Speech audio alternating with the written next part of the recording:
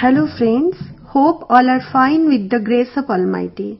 Today we will know the empowerment of women through Agri enterprises.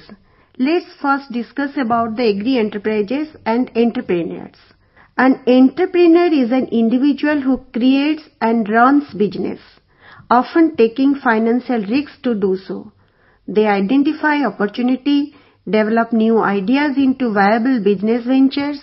Entrepreneurs are often known for their innovation, problem-solving skills, and calculated risks. What is agri-business? Agri-business aggregating commercial activities related to agriculture, from production to processing and distribution of agricultural products. It includes farming, livestock raising, crop harvesting, activities involved in processing, storing, packaging. Selling of agricultural goods, they are mostly production, processing, marketing and distribution. Production involves the actual cultivation of crops, raising livestock, engaging in aquaculture or other related activities.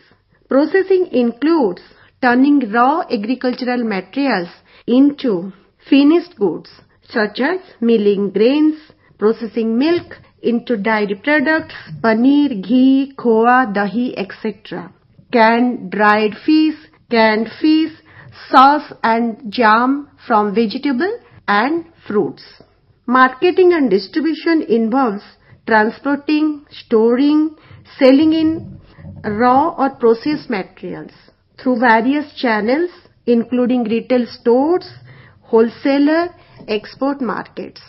Some examples of agri enterprises are farms like crops and livestock, food processing plants like canning factories, dairies, agri input supplies, example seed companies, fertilizer manufacturers, agri marketing and distribution, that is wholesale distributor, retailers.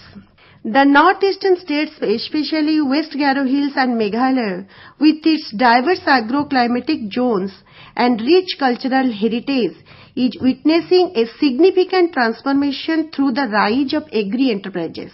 Rural women traditionally centered around agriculture production and household food security are increasingly stepping into entrepreneurial role that offer new pathways for economic as well as social change. Defining women empowerment, agri enterprises gives economic empowerment, social empowerment, political empowerment. Agri enterprises refer to income generating activities that add value to agricultural products or services, including smallholder production for markets, food processing and packaging, horticulture and floriculture, livestock and dairy management, marketing and distribution, organic and farming linked to export markets. Agri enterprises enable women to move beyond informal labor into roles that offer greater control over assets, income and decision making. These enterprises can act as sites of empowerment by creating economic independence, enhancing self-confidence and bargaining power within the household, facilitating collective agency through cooperatives and self-help groups, opening access to network, markets and government schemes, challenging and transforming traditional gender norms and roles. In the northeastern context, women empowerment through agri enterprises cannot be analyzed in isolation from regional and cultural particularities.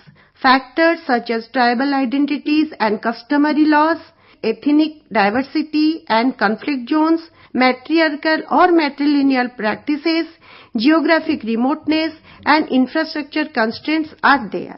All mediate how empowerment is experienced, negotiated and sustained.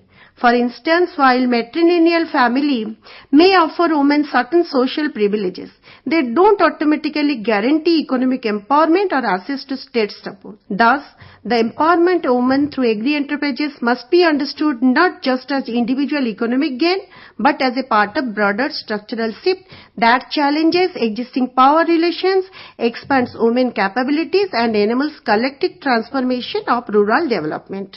There are so many policy and institutional support like women-centric agri schemes, like government and NGOs program targeting women farmers and entrepreneurs. Example, Mahila Kishan Sasaktikaran Pariyojana, cooperative and self-help group. These platforms offer collective power, shared resources and peer support for women agri-entrepreneurs.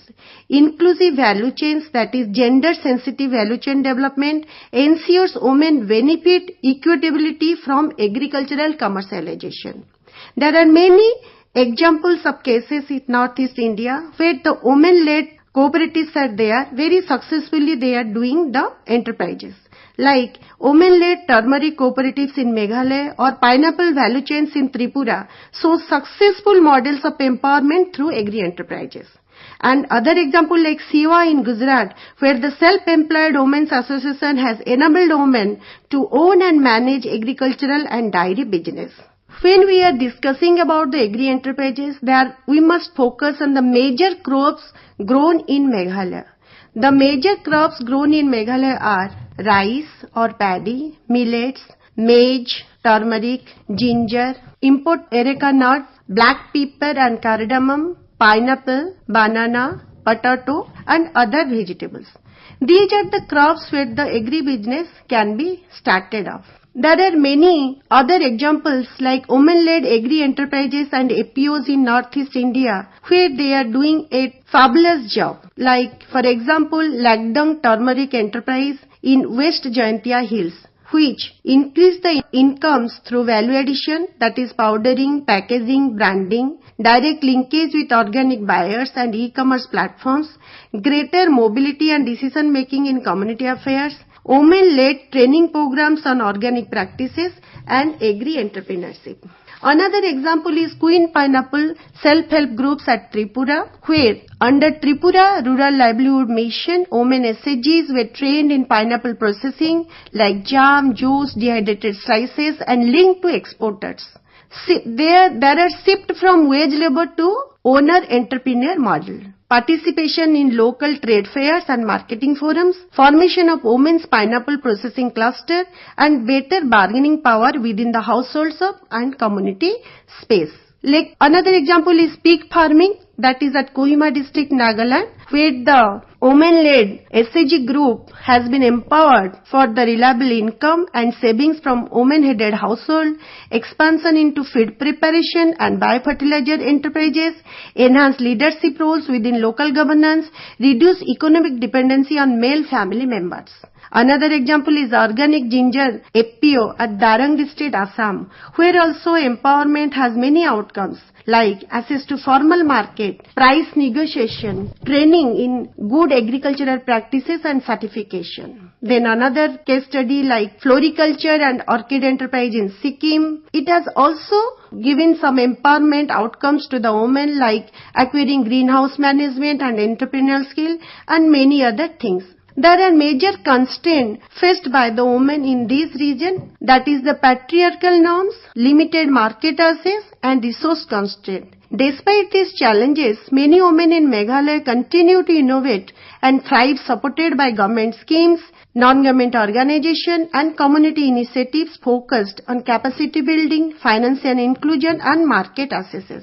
What are the sustainable approaches of women entrepreneurship in West Garo Hills, Meghalaya? There are so many sustainable approaches like we can do many agri-enterprises like organic and traditional farming practices, integrated farming systems, value addition and food processing, community-based resource management, agroforestry and conservation of agriculture, use of renewable energy and eco-friendly technologies, promotion of indigenous crops and seeds, capacity building and knowledge sharing. These are the some focuses of agri-enterprises, especially in Meghalaya and West Garo Hills.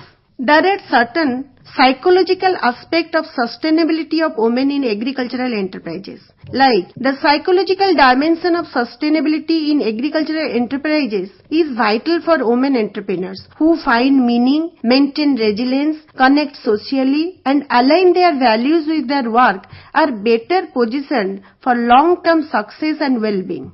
Supporting these psychological needs through training, peer support, mental health resources strengthens sustainable entrepreneurship among these women entrepreneurs in agri enterprises.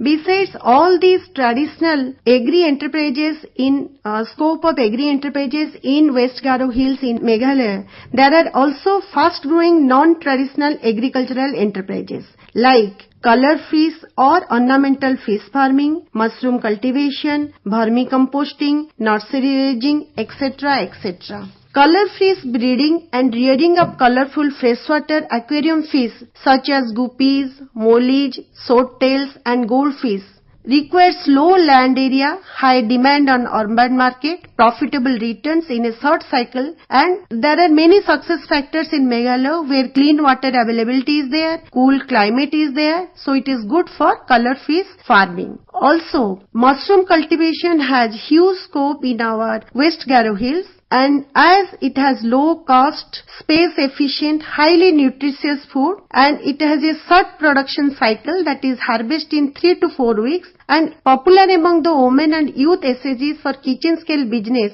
so mushroom cultivation can be adopted by the women for agri enterprise. Then third one is vermicompost production, where there are demand for the organic farms and kitchen garden. There are support circular economy by converting waste into value, ideal for women SAGs and eco-conscious entrepreneurs. So vermicompost is another point where the agri enterprises of non-traditional based agri enterprises can be developed through women entrepreneurs in our West Garo Hills. Then nursery raising, though it is old one, but now it is also raising as a new one, and by the support of horticulture departments, other stakeholders, it provides technical and financial assistance to the women SHG, women as a group, women as a person. They can also take this nursery raising as their agri enterprises.